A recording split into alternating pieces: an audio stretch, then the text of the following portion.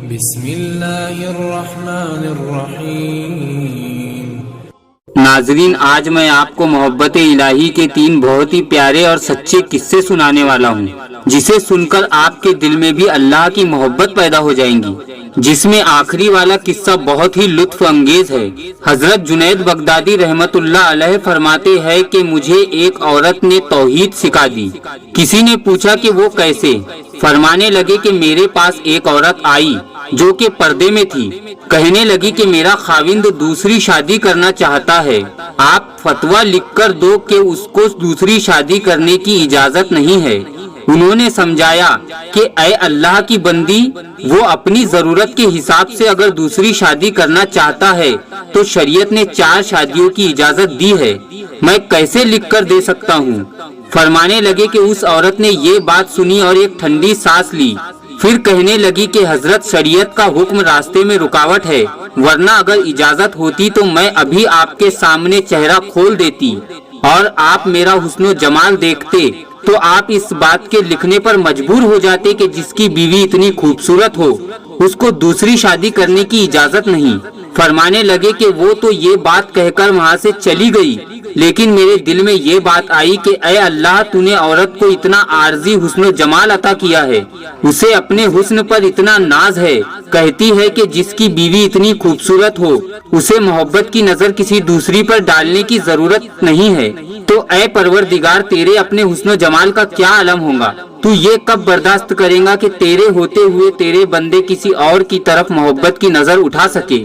حضرت حسن بصری رحمت اللہ علیہ فرماتے ہیں کہ مجھے ایک دھوبن نے توحید سکھائی۔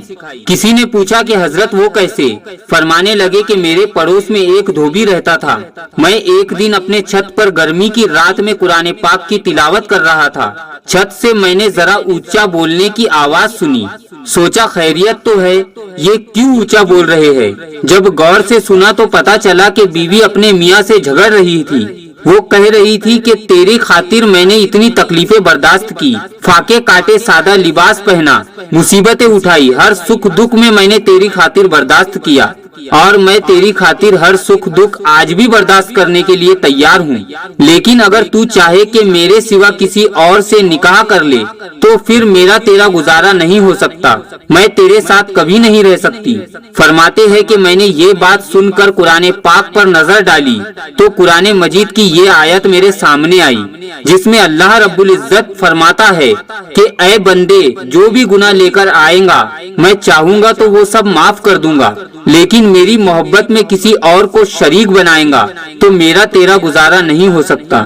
ذرا سوچو کہ ایک بیوی اپنے شوہر کی دوسری شادی برداشت نہیں کر سکتی، وہ یہ نہیں چاہتی کہ میرا شوہر مجھے چھوڑ کر کسی اور سے محبت کرے، تو پھر اللہ رب العزت یہ کب برداشت کرے گا کہ میرا بندہ مجھے چھوڑ کر کسی اور کے آگے سر جھکائے، اللہ کے ساتھ کسی اور کو شریک بنائے، کسی اور سے مدد مانگے؟